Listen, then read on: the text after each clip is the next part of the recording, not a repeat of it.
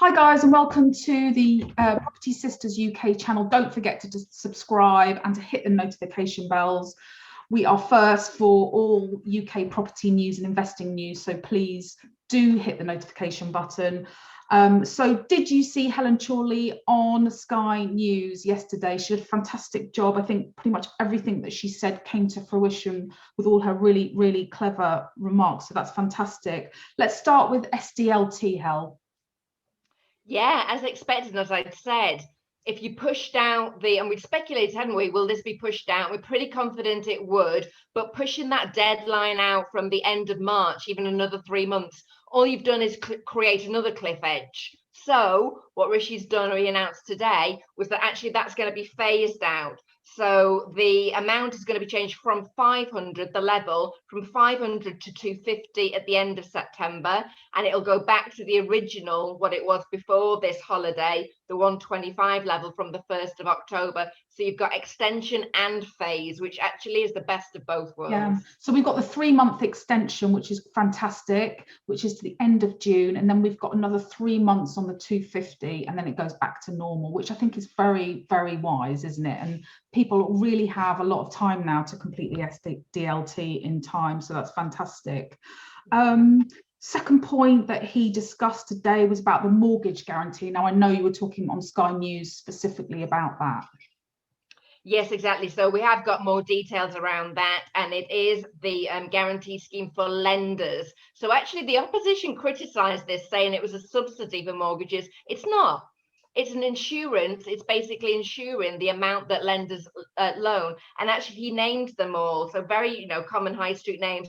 Lloyds, NatWest, Barclays, Santander, HSBC are going to start in April. And then along coming after that, Virgin Money. So it's back to that generation rent that they want to get to generation buy. So that's what that is aimed at. And as you said on Sky News, it's likely to push prices up, and I totally agree with that. So it's kind of a bit of a double-edged sword, but it will get first-time buyers on the property market, it will get them buying. So it is. I mean, it makes it more affordable for first-time buyers because obviously they need less deposit. And actually, it's half the amount of deposit that they need rather than the 10% or more. It is 5%. So it makes a huge difference. But that increase in demand, will that push the prices up? So it actually makes it harder to jump in because houses have got more expensive. So it is double-edged. Yeah. So number 3, let's talk about business rates. We touched on this in our video as well.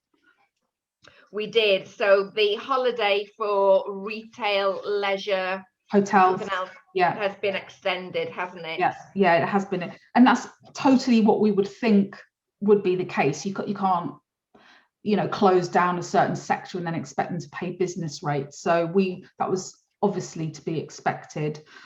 So continue till the end of June, and then actually he said they would be discounted after that. So and then on to number 4, which is the furlough scheme. We expected this to be stretched out. It was stretched out to September, isn't it?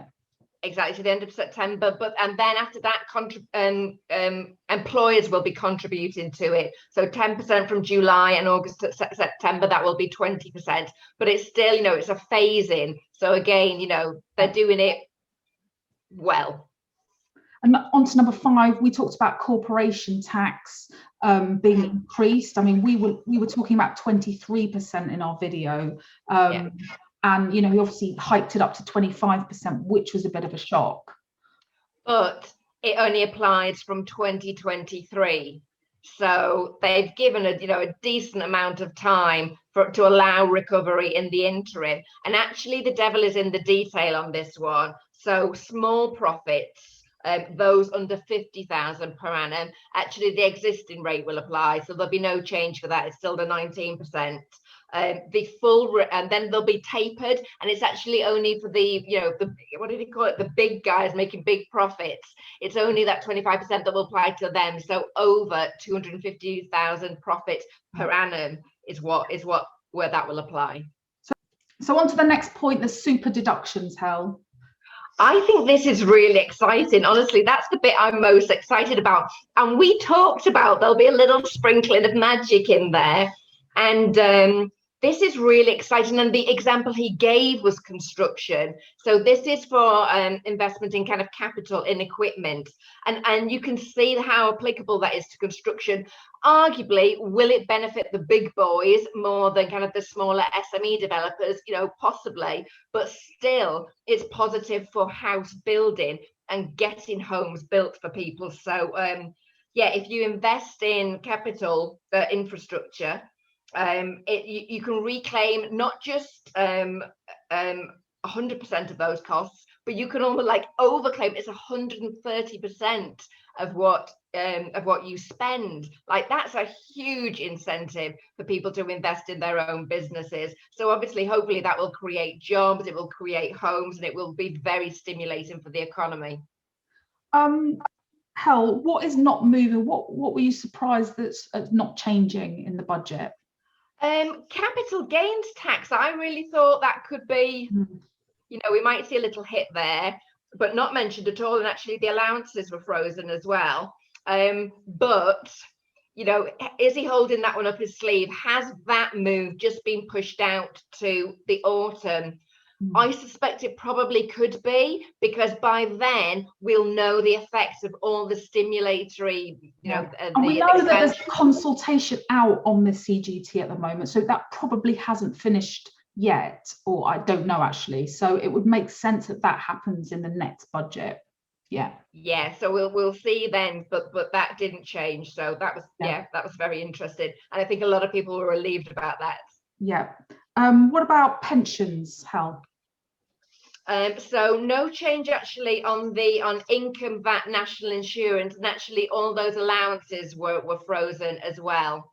So normally you'd expect to see a little increase in those. So, you know, it's at the margin, it kind of makes a difference. But what I really like from what he was saying as well is that they're going to be announcing about that you can invest in different forms of investment with pensions. So we're going to get more detail on that. But I think that's quite pivotal, because there's hundreds of billions of pounds worth of investment just tied up in the languishing in pension funds account. And we know that we can invest a little bit in property, but you know, it's really important. You know, I think that's a really good thing. He's unlocking that so that they can invest it in other forms, you know, other, you know, derivatives, etc. Yeah, widening the options that people have. I just, you know, as with all these things, make sure you get good advice on that stuff. Absolutely. And so Helen, just on to the last point, which I think is quite a major point. There was more help for, you know, self-employed people like ourselves, for example. Can you tell us a bit more detail on that? Yeah, he's announced a 4th and 5th grant, and actually he quotes the effect of that of 33 billion. It's been extended to September, and actually importantly what they're doing, because a lot of people missed out last year because they hadn't put the tax returns, or they'd recently gone self-employed. What he said was, as long as you got your tax return in by the deadline of last night, then you can claim this 4th and 5th grant going forward. So that means 600,000 more people will be eligible. So that's great news. Yeah. Just on a final point, what do you think wasn't included in the budget that maybe should have been? I mean, we certainly talked about real help and real kind of like policy and support for new homes. And, you know, I really would have liked to have seen something for that, some concrete support. And there have been support for other areas. You know, clearly he's focusing on retail and hospitality that have taken a battering, but it doesn't change the need for new homes still, and appropriate new homes. So that would have been good, but I don't know, let's keep our fingers crossed for August instead. Yeah, brilliant. Well, thanks ever so much, Helen. That's a really good roundup, I think, of everything in the budget. Again, don't forget to subscribe and hit the notification buttons for all our latest news. Thanks again, guys. Bye.